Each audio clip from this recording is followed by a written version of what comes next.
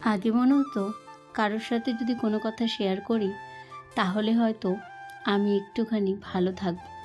আমার চিন্তাটা যদি কারোর সাথে ভাগ করে নিই তাহলে আমি হয়তো ভালো থাকব। কিন্তু আস্তে আস্তে বুঝলাম এই ভাগ করাটা যে কতটা বিপদ তোমার জন্য, তোমার মানসিক হেলথের জন্য, সেটা অনেকটা ডেঞ্জারাস। স্লো পয়জন বলে না, সেরকম। কারণ মানুষকে চিনতে যখন তুমি পারবে তখন এইগুলি তোমার ব্রেনের মধ্যে কাটার মতো বিঁধবে। তখন শুধু মনে হবে কেন এতটা ভালোবেসেছিলাম। তো হ্যালো এভরিওয়ান, আমি পিয়ালি কাঁচরাপাড়া থেকে বলছি। আমার নতুন একটা ব্লগে তোমাদের অনেক অনেক স্বাগত। আর আজকে আমি একটা রেসিপি বানাচ্ছি আমার ছোট্ট ছোট্ট বেবিদের জন্য। আমরা সবাই যেরকমই থাকি না কেন একটা কথা বারবার বলি যে সন্তানদের জন্য অনেক বেশি আমাদের হ্যাপি থাকতে হবে। ভেতর থেকে না থাকলেও বাইরে থেকে থাকতে হবে।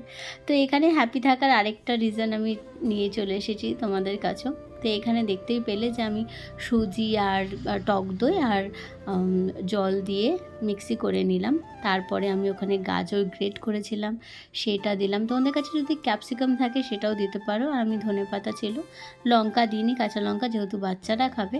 তো ওদের অনেক মানে আবদারে আমি এটা বানিয়ে দিয়েছিলাম। অ্যাকচুয়ালি কেক যেরকম বানায় সেই রকমই, কিন্তু একদম হেলদি প্রসেসে, এত সুন্দর। কিন্তু এর মধ্যে আমি মনে হলো যে করার পরে এর মধ্যে যদি একটু চিনি আর একটুখানি লবণ অ্যাড করা যেত টেস্টটা বেটার হতো। আর যাই হোক, প্রথমবার যেহেতু বানিয়েছি আর প্রথমবারই আমি তোমাদের সাথে শেয়ার করেছি। খুব হেলদি, খুব ভালো।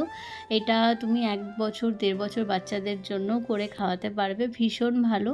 তো যারা হেলদি রেসিপি খোঁজো, তা আমি এটা ইউটিউব থেকে পেয়েছিলাম, তো তোমাদের সাথে শেয়ার করলাম।